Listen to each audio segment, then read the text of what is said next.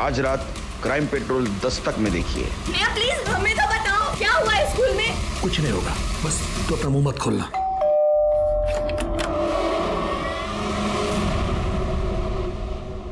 हमारी जिंदगी का लेखा जोखा ऊपर वाले के हाथ में है, और जब जिसका समय पूरा हो जाता है वो अपनी शरण में ले लेते हैं। जिंदगी देने या लेने का हक सिर्फ भगवान को है, किसी इंसान को नहीं। नमस्कार, मैं senior inspector Ranjeet Thakur, crime patrol Dastak में आपका स्वागत करता हूं। यह केस मेरे पास तब आया था जब मैं लखनऊ में पोस्टेड था। एक स्कूल प्रिंसिपल आशा शर्मा, जिनकी जलकर मौत हो गई थी। क्या यह सिर्फ एक हादसा था या हकीकत कुछ और ही थी?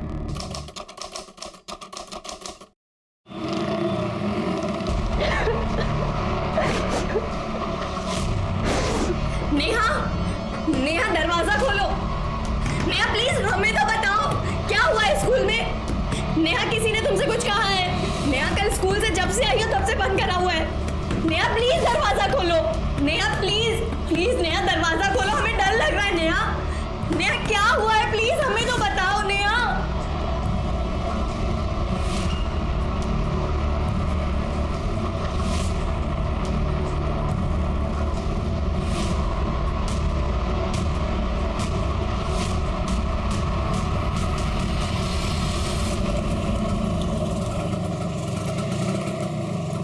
आशा मैडम, एक बार मेरी बात सुन लीजिए। मैं सच कह रहा हूँ, इसमें दीपक की कोई गलती नहीं है।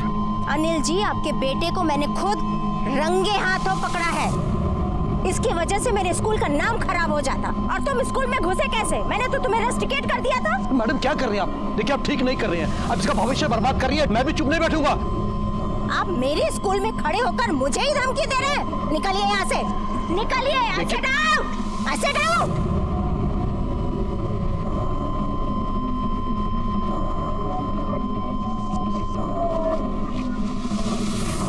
पापा, अब क्या होगा? कांड करने से पहले सोचना चाहिए था। क्या कर रहे हो तुम लोग यहाँ पे? जाओ अपने क्लास में। मैडम, आपने कुछ जरूरी मीटिंग के लिए कहा था, तो मैं सारे टीचरों को बुला लूं? नहीं शुक्ला जी, मैं बताती हूँ आपको बाद में। अभी आप जाइए। जी।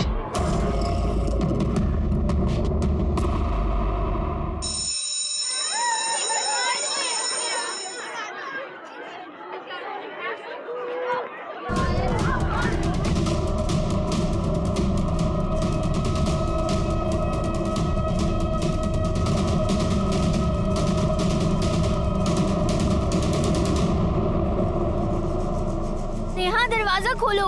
नेहा प्लीज दरवाजा खोलो। नेहा तो दरवाजा क्यों नहीं खोल रही थी?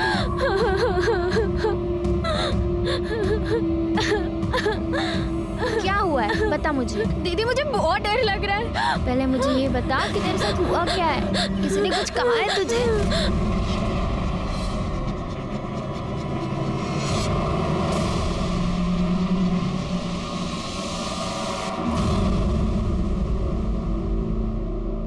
सिद्धार्थ, क्या कर रहे हो तुम? कुछ पूछ रही हूँ तुमसे, क्या कर रहे हो तुम इस समय? तुम्हारा दिमाग खराब है क्या? हाँ? रोज दुकान बंद करके घर चले आते हो दोपहर में? तो आखिर रखा क्या है उस छोटी सी दुकान में? हाँ? लोग मजाक उड़ाते हैं मेरा, आपको पता है। बोलते हैं माँ स्कूल के प्रिंसिपल है और बेटा दुकान चलाता है। तुमसे ज्यादा शर्म ना मुझे आती है सिद्धार्थ। पढ़ाई वढ़ाई तो तुमसे हुई नहीं, 10th पास करने के बाद दुकान में नहीं बैठोगे तो क्या करोगे? और तो फिर क्यों नहीं आप मेरा वो शोरूम खुलवा के दे रही हैं? मैं कब से बोल रहा हूँ ना आपको, आप क्यों नहीं कर रही मेरे लिए? ऐसे पेड़ पे नहीं उगते हैं। पहले ये दुकान तो चला के दिखाओ, उसके बाद खोल दूंगी तुम्हारा शोरूम। सच तो ये है माँ कि आप मेरे लिए वो शोरूम खुलवाना ही नहीं चाहती। न जाने किसके लिए पैसा जमा कर रही है, और ये सिंदूर बिंदी किसके नाम के लिए लगा? सिद्धार्थ, तुम अपने काम पर ध्यान दो। आपसे कुछ बात करना ही बेकार है माँ, समझी आप? सिद्धार्थ, सिद्धार्थ,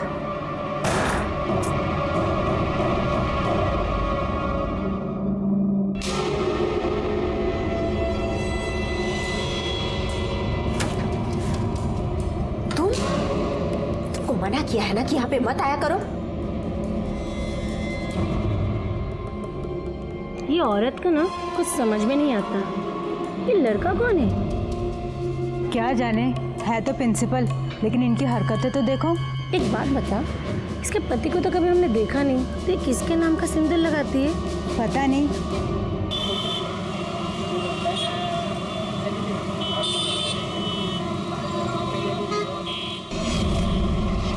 भैया ये ऐसे किनारे लगाइए तो।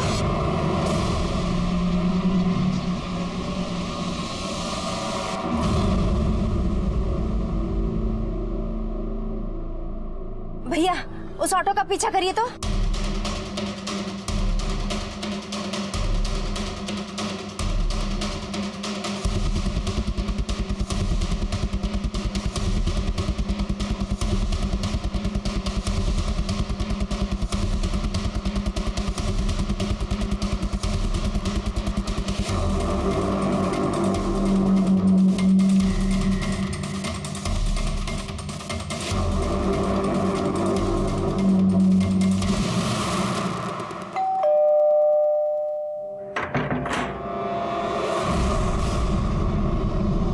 आशा तुम?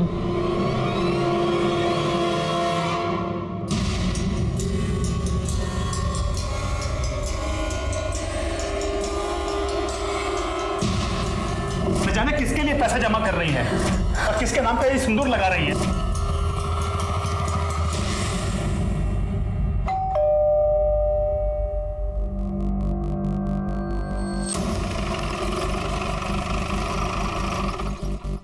हटिए।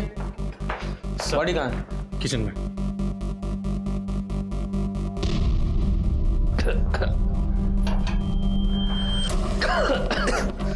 सर बड़े ब्रूटल तरीके से मौत हुई है। सर इनका नाम आशा शर्मा था, स्कूल में प्रिंसिपल थी और सर इनकी एज कुछ 45-46 का राउंड होगी। सर हम यहाँ पर जब आए थे तब दरवाजा बाहर से लॉक था, फिर हमने ही खुलवाया। ये देखिए सर। हाँ लेकिन ये तो सेल्फ लॉक है ना, हो सकता है कोई घर के अंदर पहले से ही हो, जलाने के बाद दरवाजा बंद करके भाग गया। माँ माँ माँ माँ माँ रुको। माँ भगवान। आप इनके बेटे हैं सिद्धार्थ? कहाँ थे आप? मैं सर अपनी शॉप पर था, मुझे मेरे पड़ोसी का फोन आया, तभी मैं भागता हुआ इधर आया। भगवान। आसमान, बॉडी को पोस्टमार्टम के लिए भेजो, फॉरेंसिक को बुलाओ और घर की अच्छे से जांच करो। सर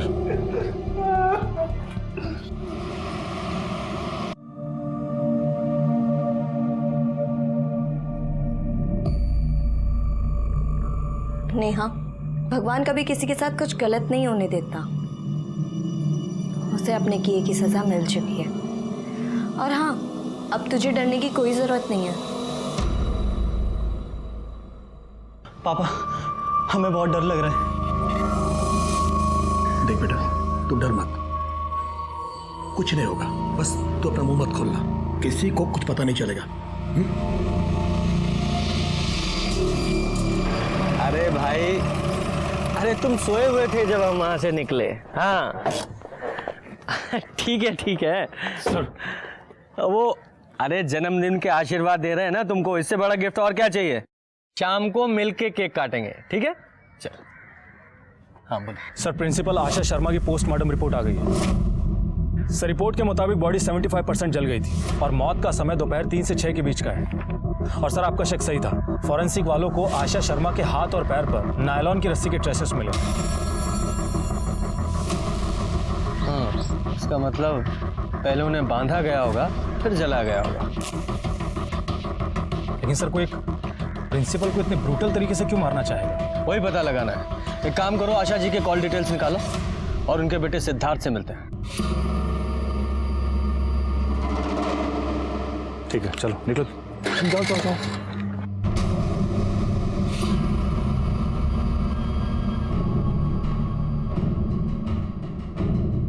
सर आप लोग इस वक्त यहाँ पे? हमें तुमसे जरूरी बात करनी है। अंदर बैठ के बात करते हैं। तुम्हारी माँ किसी हादसे में नहीं मरी थी, उनका खून हुआ है। क्या? खून? सर लेकिन उनका खून कौन कर सकता है? ये तो तुम बताओगे ना। हम कैसे बताएंगे सर, हमको तो कुछ पता ही नहीं कि उनका खून में हुआ था। अच्छा, उनकी किसी से कोई दुश्मनी थी या कोई लड़ाई हुई थी? सर माँ की कभी किसी के साथ कोई दुश्मनी नहीं थी। हाँ, लेकिन अभी कुछ दिन पहले उनके स्कूल में एक स्टूडेंट के फादर के साथ उनका झगड़ा हुआ था। सर मेरी दुकान ठीक स्कूल के सामने ही है, इसलिए मैंने ये सब कुछ देखा था। क्या हुआ था दोनों के बीच? सर प्रॉब्लम का तो पता नहीं, लेकिन वो अनिल अपने बेटे को लेकर के हमारे घर पे भी आया था माँ से मिलने के लिए। बोलिए कितना पैसा चाहिए, मैं ला के दूंगा, लेकिन नाटक बंद कीजिए अपना। क्या हो रहा है यहाँ पर? अरे होना क्या है, तुम्हारी माँ का दिमाग खराब हो गया है। अरे छोटी सी बात का पतंगड़ बना रही है। जबान संभाल के बात करिए पहले आप। सिद्धार्थ तुम बीच में मत बोलो। कौन है ये आदमी? निकलो, देखिए निकलिए बाहर। ठीक नहीं कर रही आप। बाहर निकलिए। मैं अपने बच्चे का भविष्य बर्बाद नहीं दूंगा। देखिए आप ठीक नहीं कर रहे हैं मैडम, मैं अपने बच्चे का भविष्य बर्बाद नहीं होने दूंगा, मैं छोड़ूंगा नहीं, देख लीजिएगा। लेकिन एग्जैक्टली हुआ क्या था? सर एग्जैक्ट प्रॉब्लम तो मुझे नहीं पता, लेकिन शायद वो माँ को रिश्वत देने की कोशिश कर रहा था और माँ ने वो पैसे लेने से मना कर दिया। फिर उसके बाद माँ ने हमें भी कुछ नहीं बताया। सर तुम ही ना बस अपना ख्याल नहीं रखती हो, देख के करना चाहिए ना। पता चला गया। हाँ। पापा पापा वो पुलिस आई है। क्या? चल जा अंदर जा, जा दरवाजा खोलो। जी अनिल जी से बात करनी है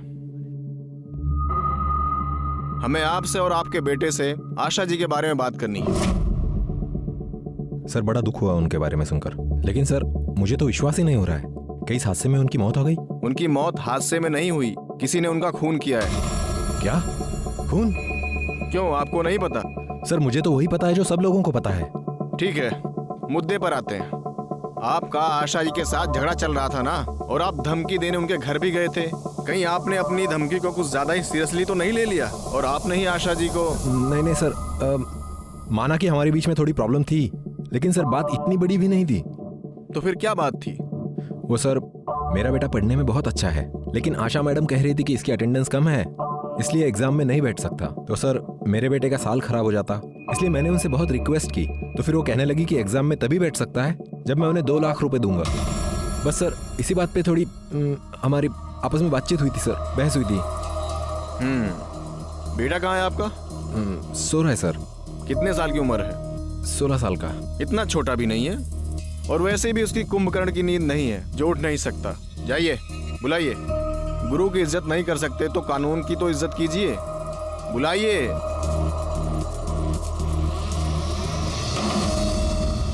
दीपक जी क्या हुआ था बेटा? वही जो पापा ने बोला।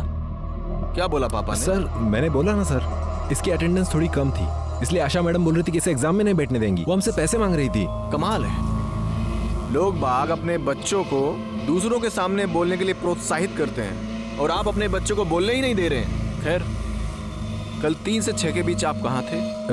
मैं अपने घर पे था। क्यों, दफ्तर नहीं गए? जी नहीं। हमारी नजर आप पर और आपके बेटे पर रहेगी। शहर छोड़कर जाने के बारे में सोचना भी नहीं। ये क्या हुआ है? गर्म पानी गिरने से जल गया। जल गया? सर ये आशा जी तो बड़ी अजीब ही औरत थी, बच्चों को एग्जाम में बैठने देने के लिए पैसे मांग रही थी। मामला कुछ और ही लग रहा है। इन लोगों की कॉल डिटेल से पता करो कि कल ये लोग 3 से 6 के बीच में कहाँ थे, और ये भी पता करो कि इन लोगों ने कोई हाल फिलहाल में नायलॉन की रस्सी खरीदी थी क्या। आशा जी के घर पे जाओ, उनके आस पड़ोस में पता लगाओ कि उन्होंने उनके घर में किसी को आते जाते देखा था या कोई अजीब बात नोटिस की थी। और हाँ, उनके स्कूल में भी पूछताछ करो। नहीं सर, आशा मैम की तो किसी से कोई अनबन नहीं थी।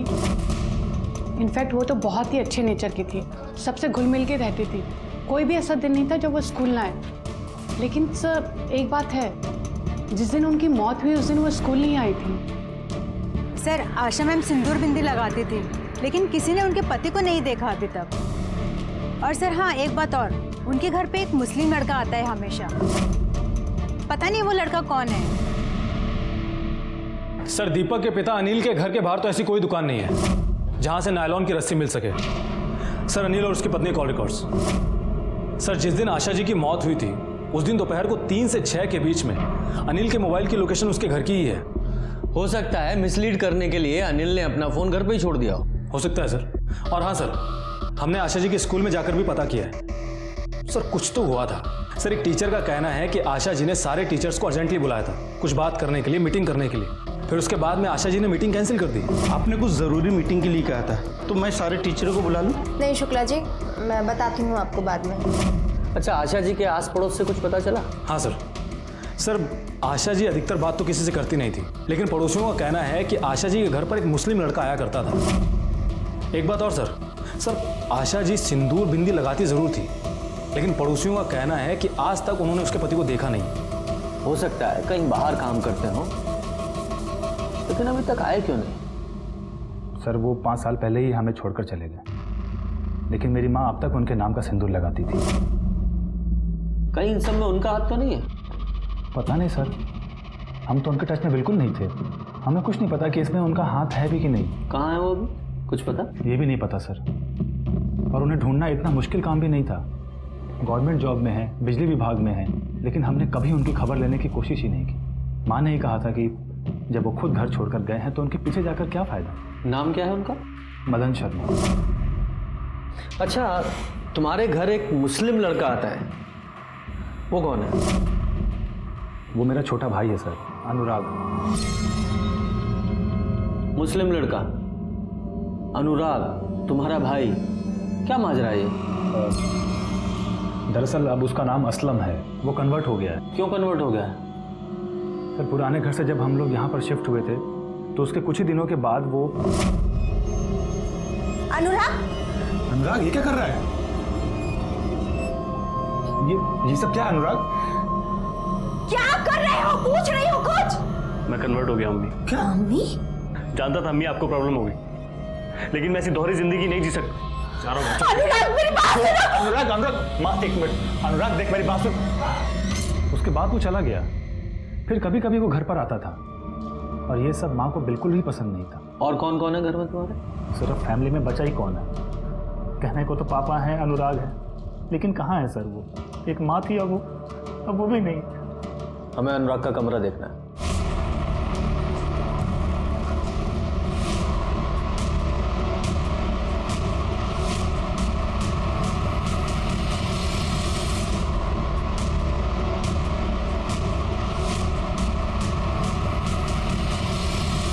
क्या मियाँ, ये किताबें, तुम्हारा ये हुलिया, क्या है ये सब? सर हमें पढ़ने का बेहद शौक है। भाई पढ़ने का शौक तो हमें भी बहुत है। वेद पुराण से लेकर बाइबल, कुरान सब हमने पढ़ा है। ये किताबें ये तो किसी जिहादी ऑर्गेनाइजेशन की लग रही हैं। कहीं ज्वाइन करने का इरादा तो नहीं है? नहीं सर, हमारा ऐसा कोई मंसूबा नहीं है किसी भी ऑर्गेनाइजेशन को ज्वाइन करने का। हम तो बस ऐसे ही पढ़ रहे थे। अच्छा एक बात बताओ, पर ये कन्वर्ट क्यों हो गए तुम? सर ये सब हमने उनके कहने पर किया। मैं कुछ भी कर सकता हूँ। ठीक है, तो फिर तुम्हें कन्वर्ट होना होगा। प्यार के नाम यह भी सही। भाभी जान, मैं मेरे नुसरत के लिए कुछ भी कर सकता हूँ। सर हम नुसरत से बेपनाह इश्क करते हैं। अच्छा, और तुम्हारा ये बेपनाह इश्क तुम्हारी माँ को मंजूर नहीं था, इसलिए तुमने उन्हें मार दिया? नहीं सर, हमारे अम्मी का मानना ना मानना ये उनका पर्सनल डिसीजन था। हम अपने टर्म्स पे रह रहे थे, उनकी रजामंदी की जरूरत नहीं थी। हम उनसे बीच बीच में मिलने जाते थे, उनकी मौत से एक दिन पहले भी गए थे, मगर अपनी अम्मी के दिल में अपने लिए प्यार नहीं जगा पाए। सर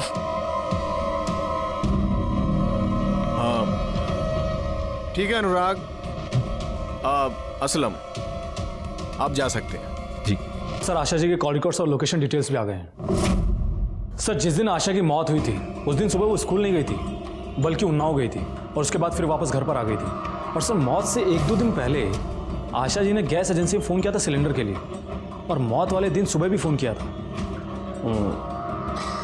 हाँ, उस दिन मैंने एक सील्ड सिलेंडर वहाँ देखा तो था। पता करो वो डिलीवरी बॉय कौन था जिसने सिलेंडर डिलीवर किया था, और ये भी पता करो कि आशा जी उन्नाव किस लिए गई थी। जी सर।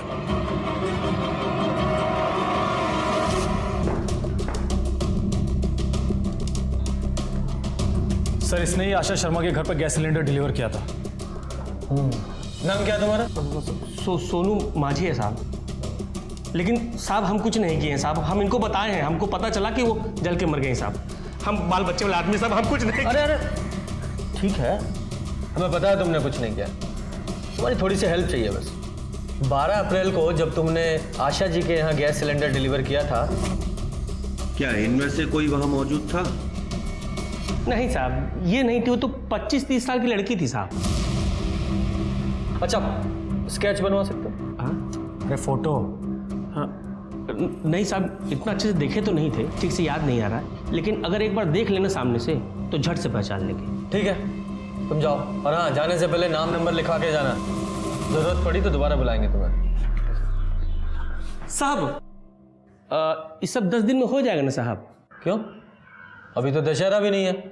रामलीला में पार्ट लिया है क्या तुमने? नहीं साहब, कहा है ना कि हमारा कंफर्म टिकट हुआ है दरभंगा का, हम छुट्टी में जा रहे हैं बिहार। सोनू तुम भी जाओ। हाँ सर, ये आशा की फैमिली में तो सारे मेल्स ही हैं। उसके दोनों बेटे सिद्धार्थ और वो दूसरा अनुराग जो कन्वर्ट हुआ है, और आशा जी का पति मदन। फिर ये 25 से 30 साल वाली लड़की कौन हो सकती है? अनुराग बोल रहा था ना उसकी कोई गर्लफ्रेंड है। अनुराग और उसकी गर्लफ्रेंड को बुलाओ, हो सकता है आशा जी के मर्डर में उसी का कोई हाथ। नेहा चलो खाना खा लो। नहीं, मेरा मन नहीं है।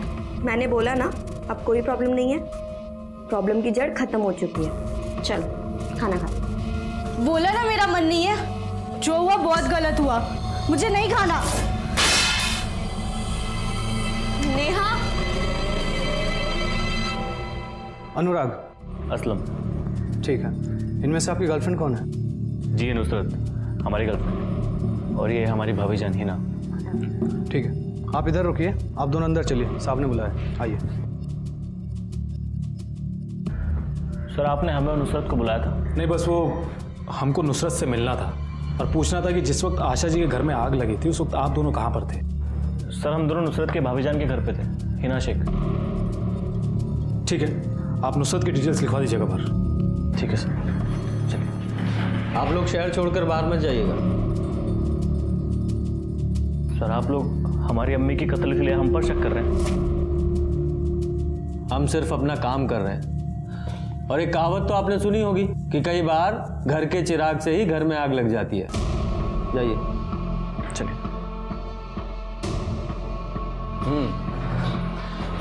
क्यों माँ जी, यही लड़की थी ना? हाँ साहब, कुछ कुछ तो वैसी ही थी। कुछ कुछ क्या मतलब है? ये थी या नहीं थी? अब क्या है ना साहब, ठीक से याद नहीं आ रहा है। ठीक है, जाओ तो। क्या है साहब कि ड्यूटी छोड़ के आना पड़ता है और बहुत खर्चा होता है साहब, तो भाड़ा वाड़ा मिल जाता तो बहुत मेहरबानी होती साहब। विजय, चलो।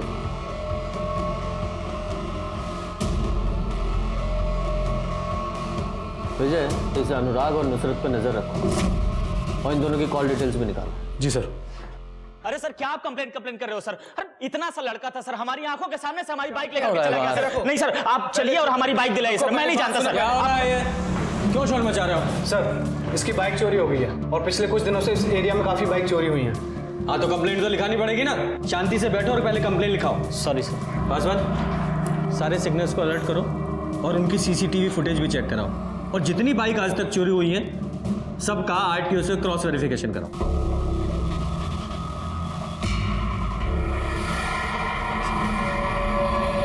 आप अपने लॉयर से बात कीजिए, मुझसे नहीं। सर अनुराग और नुसरत के कॉल रिकॉर्ड्स के हिसाब से वो दोनों सच बोल रहे हैं। सर उन दोनों के मोबाइल की लास्ट लोकेशन नुसरत की भाभी हिना के घर के पास की है। और सर हमने आशा के पति मदन के बारे में इलेक्ट्रिसिटी डिपार्टमेंट में जाके पता किया, उसका ट्रांसफर हुआ है उन्नाव में। उन्नाव? ये आशा जी के कॉल रिकॉर्ड्स के हिसाब से अपनी मौत से पहले वो उन्नाव ही गई थी ना, राइट? हाँ सर। और सर मदन के ऑफिस वालों ने बताया है कि आशा ने वहाँ के पुलिस स्टेशन में मदन के अगेंस्ट कंप्लेंट करवाई थी दूसरी शादी करने पर। मदन ने दूसरी शादी की थी और इसी वजह से मदन को जॉब से निकाल दिया था। पता किया किससे की उसने दूसरी शादी? हाँ सर।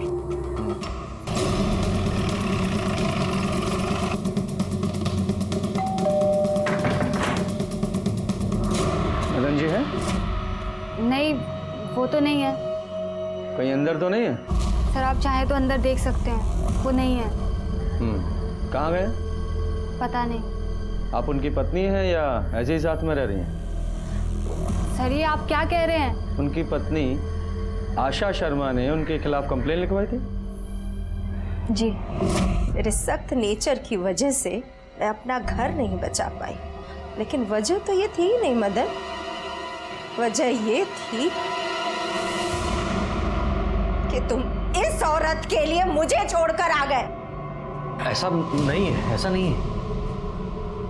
ये बच्चा तुम्हारा है? कितने साल का? 6 साल का है। और 5 साल पहले तुमने मुझसे ये कहा कि तुम्हारा दम घुटता है उस घर में। ये क्यों नहीं कहा कि तुमने गिरहस्ती बसा ली है इस औरत के साथ, बच्चा पैदा कर लिया है? मैं पुलिस में कंप्लेन करूंगी, तुम्हारे ऑफिस जाऊंगी। ना तुम्हारा ये बच्चा जायज है और ना तुम्हारी ये बीवी, तुम्हारी ये पूरी शादी ही नाजायज है। इनके खिलाफ इंक्वायरी चल रही है। उस दिन के बाद से वो पता नहीं कहाँ चले गए हैं। मुझे लगता है कि उन्होंने मुझे भी छोड़ दिया है। पासवान, इस मदन की कॉल डिटेल्स निकालो, उसका नंबर ट्रेस करो और इस किरण पर नजर रखो। जी सर।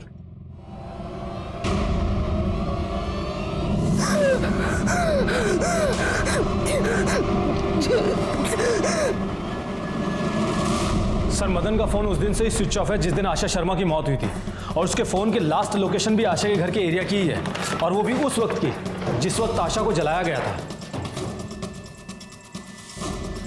आशा जी ने मदन के खिलाफ कंप्लेन की थी, जिसकी वजह से इस मदन की नौकरी छूटने वाली है और दूसरी बीवी भी। कहीं ऐसा तो नहीं कि किरण और मदन दोनों ने मिलकर आशा जी को जला दिया हो? वो औरत जिसे उस सिलेंडर वाले ने आशा जी के घर पे देखा था, हो सकता है वो किरण ही हो। जब तुम्हारी जरूरत थी तो पहले शादी की, बच्चे पैदा किए, अपनी लाइफ को पूरा एंजॉय किया आपने, और अब इस उम्र में अपनी पहली पत्नी के होते हुए उसे धोखा देकर अपने से आधी उम्र की लड़की के साथ तुमने दूसरी शादी कर ली, और जब पहली बीवी ने कंप्लेन की तो मार डाला उसे। नहीं सर, मैंने नहीं मारा आशा को। आपकी कॉल डिटेल्स हैं हमारे पास। जिस समय और जिस दिन आशा जी का मर्डर हुआ, आपकी फोन की लोकेशन उन्हीं के घर के आसपास एक्टिव थी। जी, मैं गया था वहां पर।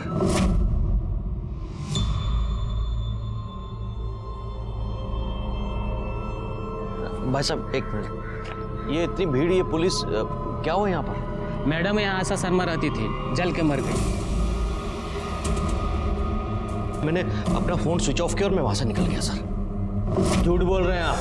आपने गुस्से में आशा जी का कत्ल किया, और यही नहीं, आपकी वो दूसरी पत्नी किरण, वो भी इसमें शामिल है। किरण का इससे दूर दूर तक कुछ लेना देना नहीं है सर। वो तो पता चल ही जाएगा। माँ जी, ये मदन जी हैं, आशा जी के पति, और ये हैं मदन जी की दूसरी पत्नी किरण जी।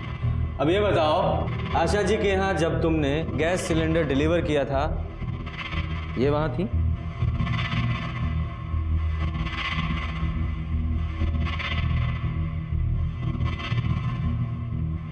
हाँ साहब, यही होगी साहब, क्योंकि जो दूसरे घर में आग लगाए उसे किसी दूसरे को आग में झोंकने में कितना वक्त लगेगा?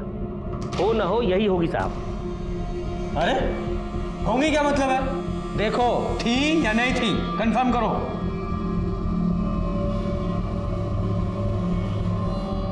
साहब लग तो वही रही हैं, लेकिन पक्के तौर पे कह नहीं सकते। यही हो सकती है साहब, और कौन करेगा? पांडे, लेके जाओ इसे। जाओ। पासवान। सर।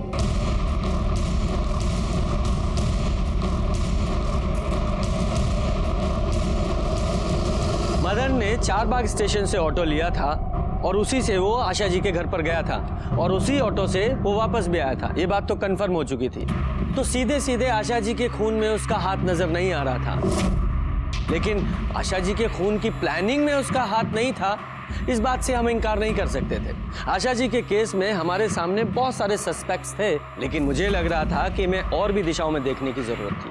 मुझे एक काम करो, ये आशा जी के स्कूल में एक बार फिर से जाके पता करो, क्योंकि ये काफी स्ट्रिक्ट थी। हो सकता है किसी स्टूडेंट का एंगल सामने आए।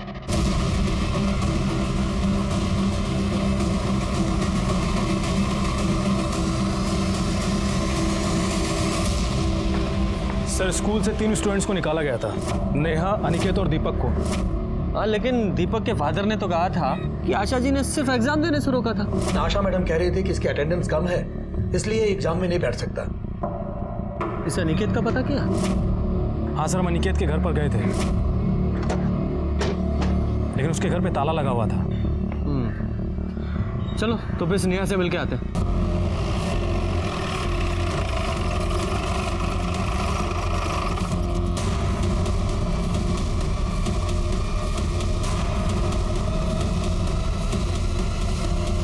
क्या हुआ है?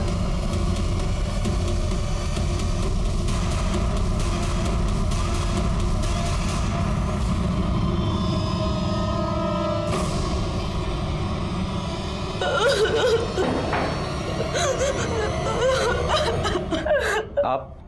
नहीं ईशा, नेहा मेरी छोटी बहन थी।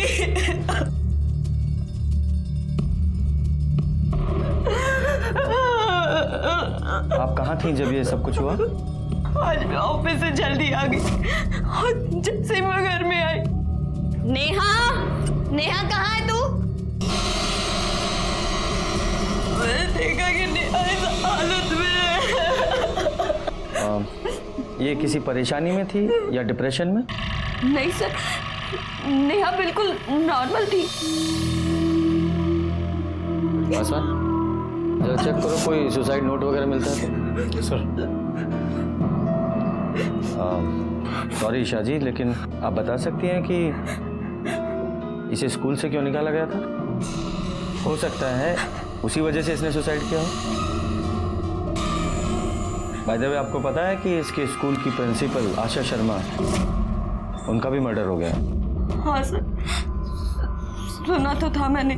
सर, सुसाइड नोट तो नहीं मिला है। ठीक है पूजा,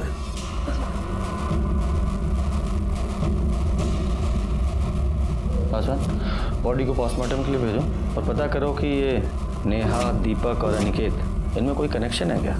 सर, नेहा की पोस्टमार्टम रिपोर्ट आ गई है।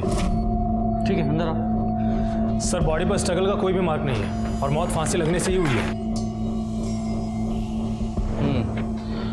इसका मतलब ये सुसाइड ही था। Yes sir. और सर, हमने नेहा के कॉल रिकॉर्ड्स और लोकेशन डिटेल्स भी निकलवाए हैं। सर, नेहा ने आशा से कभी डायरेक्ट बात तो नहीं की थी, लेकिन वो अनिकेत के जरूर टच में थी और अनिकेत ने आशा के सेल पे फोन किया था और इस अनिकेत का फोन तभी से बंद है जब से उसे स्कूल से निकाला गया।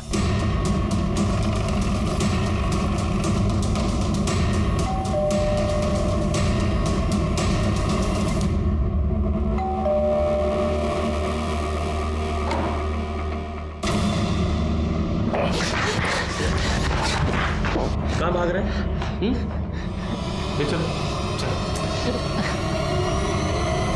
गलती हो गई सर। सर, इस फाइल में उन सारी बाइक्स के नंबर्स हैं जो पिछले कुछ दिनों में इस एरिया में चोरी हुई थी। इतनी छोटी उम्र में बाइक चोरी करते? नहीं सर, वो आशा मैडम को पैसे देने थे। वो मेरी प्रिंसिपल है। प्रिंसिपल हैं? हाँ, उन्होंने ही मुझे कहा था 2 लाख रुपए लाने के लिए। मेरे पास तो इतने पैसे थे नहीं सर, इसलिए चोरी की हुई बाइक को बेचकर मुझे पैसे देने पड़े। पैसे क्यों मांगी थी उन्होंने? कुछ गलती हो गई थी सर, और मैम ने कहा कि अगर पैसे नहीं दिए तो स्कूल से एक्सपेल कर देंगी। तो पैसे देने तुम उन्हें ऊपर जाते थे? मतलब आशा जी का मर्डर हो गया है। क्या मर्डर? सर, मुझे पता भी नहीं, मेरा फोन बंद था और सिद्धार्थ भैया भी इतने दिनों से पैसे लेने आए, उन्होंने मुझे कुछ नहीं बताया। सिद्धार्थ? जी, मैडम का बेटा। उन्होंने ही मुझसे कहा था कि मैम को पैसों की ज़रूरत है और अगर मैंने उन्हें पैसे दे दिए तो मुझे माफ़ कर देंगी। ये बाइक चुराने का आइडिया भी सिद्धार्थ दिया गई था। क्या सर बकवास कर रहा है ये? सर ये झूठ बोल रहा है, मैंने इससे कोई पैसे वैसे नहीं लिए। क्या सबूत है तुम्हारे पास? अरे रिकॉर्डिंग है इसके पास में तुम्हारी, सुनाओ जरा रिकॉर्डिंग। हाँ सिद्धार्थ भैया, मैंने मेरे माँ से बात कर ली है, लेकिन तुम्हारी मैम मान ही नहीं रही है। उनको 2 लाख रुपया किसी भी हालत में चाहिए। लेकिन इतने पैसे मेरे पास नहीं है। एक काम कर, बाइक चोरी कर और उन्हें बेच। सर हम मानते हैं कि हमने इससे पैसे मांगे थे, वो दरअसल हम अपने उस छोटे से दुकान से खुश नहीं थे, हम कुछ बड़ा करना चाहते थे सर, इसीलिए हमने इससे पैसे लिए थे। कहीं तुमने ही तो अपनी माँ को नहीं मारा? नहीं नहीं सर, अरे ये क्या कर रहे हैं आप? हमने अपनी माँ को नहीं मारा है सर, वो तो हम बस इसकी मजबूरी का फायदा उठा रहे थे और कुछ नहीं। मजबूरी? क्या मजबूरी थी तुम्हारी?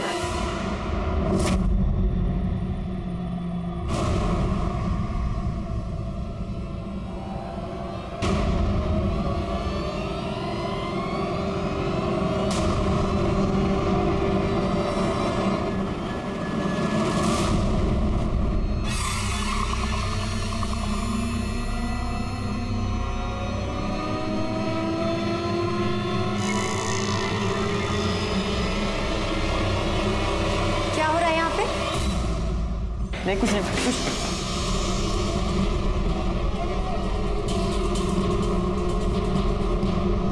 ये सब करने आते हो तुम लोग स्कूल में? हाँ? डिस्गस्टिंग। और नेहा तुम पढ़ाई में तो तुम्हारा मन लगता नहीं है, यही सब करने आती हो तुम ना?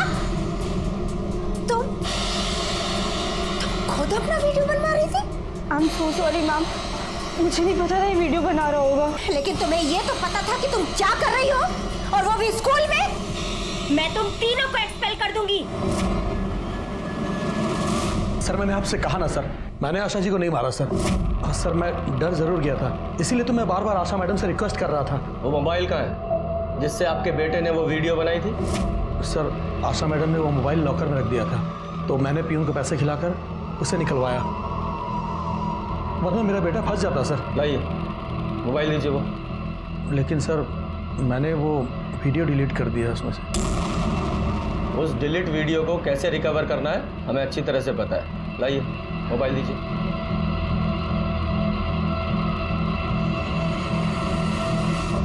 परीक्षा, तुमने हमें सब कुछ बताया क्यों नहीं? क्या बताती सर कि आशा मैम की वजह से मेरी बहन ने अपनी जान दे दी। उनकी मौत के बाद भी मेरी बहन डरी हुई थी कि पुलिस इन्वेस्टिगेशन में उसका वो सेक्स वीडियो कहीं मिल ना जाए। कहीं सबसे गुस्से में आकर तुमने ही तो कुछ नहीं कर दिया? अगर मुझे मारना ही होता तो उस अनिकेत को मारती जिसने मेरी बहन का वो वीडियो बनाने के लिए दीपक से कहा। अरे मेरी बहन तो अनिकेत से सच्चा प्यार करती थी, धोखा उस अनिकेत ने दिया है, मेरी बहन ने नहीं। सर इस सिलेंडर वाले ने तो परेशान कर रखा है, जब देखो फरमाइश करता रहता है, ये खाना है वो खाना है। जब ये खाना खा ले इसे अंदर बुला लेना। सर हमारे पास इतने सारे सस्पेक्ट्स हैं और सबके पास आशा जी को मारने का मोटिव भी है। लेकिन सर मांझी तो कह रहा है कि कोई 25 से 30 साल की लड़की थी। हाँ, लेकिन आशा जी को हाथ पैर बांधकर जलाया गया था और ये काम कोई अकेली लड़की नहीं कर सकती। हो ना हो कोई दूसरा भी था। सर खाली बिरयानी कैसी थी? ठीक ही थी साहब, थोड़ा तीखा कम था। क्या है कि हमको तीखा बहुत पसंद है। अब इन सबको ध्यान से देखो और देखकर बताओ, जिस दिन तुमने आशा जी के घर में सिलेंडर डिलीवर किया था वहां इनमें से कौन सी लड़की मौजूद थी?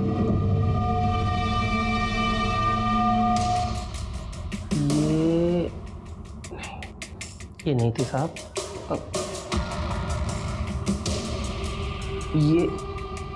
ये भी नहीं थी साहब। क्या है ना साहब कि अब इतना सारा फोटो देखकर हमारा दिमाग ही काम नहीं कर रहा है। निकलो निकलो यहां से, जाओ। मजाक लगा रखा है तुमने यहाँ? पुलिस इंक्वायरी चल रही है। हाँ ना तुम्हारी हाँ ना के चक्कर में किसी की जिंदगी बर्बाद हो सकती है। दरभंगा का टिकट है ना तुम्हारा? चलो सीधे जाके गाड़ी में बैठ जाओ, निकलो। चलो चलो जाओ जाओ। विजय, इतना तो पक्का है कि जिस दिन आशा जी का मर्डर हुआ उनके घर में एक औरत मौजूद थी। एक काम करो, मर्डर वाले दिन के 3 से 6 के बीच की उनके घर के आसपास जितनी भी औरतों के मोबाइल एक्टिव थे सबकी लिस्ट निकालो। सबकी? हाँ, थोड़ा मुश्किल है लेकिन हमारे पास कोई ऑप्शन नहीं है।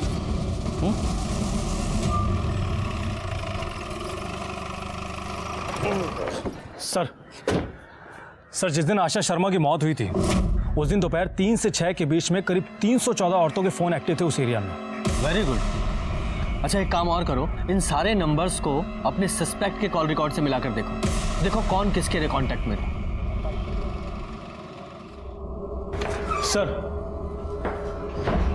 सर पता चल गया है, उन 314 औरतों में से एक के कांटेक्ट में कोई है जिसके पास आशा जी के दूसरे नंबर से कॉल्स आ रहे थे। सर हमने पता किया है, वो नंबर तो आशा जी यूज ही नहीं करती थी और ना ही वो नंबर उन्होंने खरीदा था। सर आशा जी के मर्डर वाले दिन वो नंबर आधे घंटे के लिए आशा जी घर के पास में एक्टिव था। लेकिन हाँ सर, आशा जी के असली मोबाइल की लोकेशन उनके घर की ही थी। इसका मतलब आशा जी के नाम पर किसने एक और सिम खरीदा।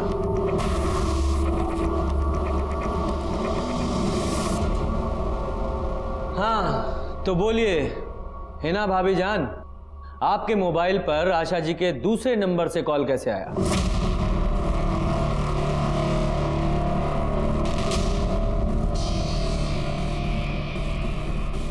बोलिए।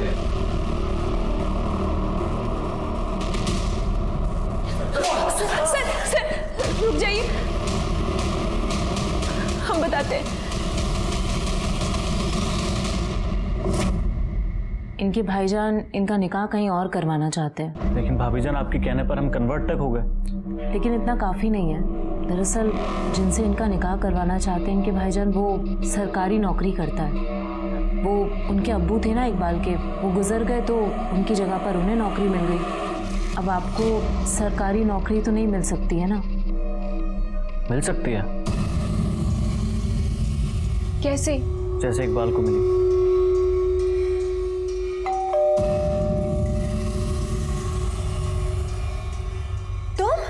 अम्मी हमें आपसे कुछ बात करनी है।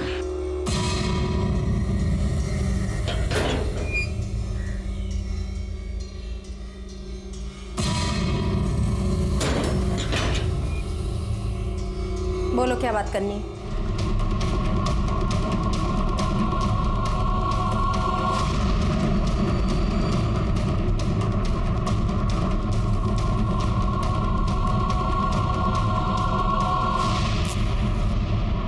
सर मेरी क्वालिफिकेशन अच्छी है, मुझे उनके नाम पर अच्छी नौकरी मिल जाती। मुझे बस उनकी सरकारी नौकरी चाहिए थी सर। मेरी अम्मी से कोई दुश्मनी नहीं थी।